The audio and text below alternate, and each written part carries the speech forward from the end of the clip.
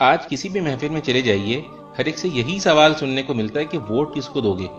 کوئی کہتا ہے کہ میں اس کو دوں گا جو وقت پڑنے پر میرا کوئی جائز ناجائز کام تو کروا سکے، گویا ووٹ نہ ہوا رشوت ہو گئی کہ ادھر ووٹ دو اور ادھر کام نکلواؤ۔ کوئی کہتا ہے کہ میں تو اپنی برادری کو دوں گا، گویا ساری دنیا کی قابلیت تو ان کی ہی برادری پر ختم ہے۔ کوئی کہتا ہے کہ میں تو اس کو دوں گا جو جیت رہا ہو، گویا ووٹ نہ ہوا سٹا ہو گیا۔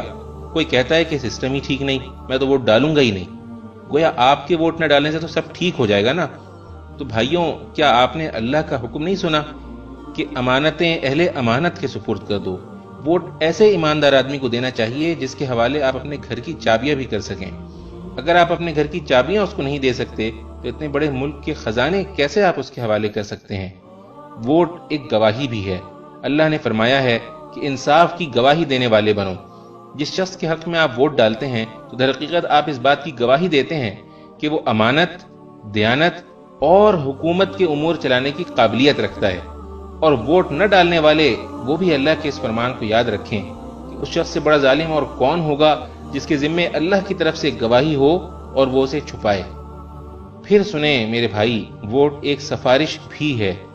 اللہ نے فرمایا ہے کہ جو بھلائی کی سفارش کرے گا وہ اس میں سے اپنا حصہ پائے گا، اور جو برائی کی سفارش کرے گا وہ اس میں سے اپنا حصہ پائے گا۔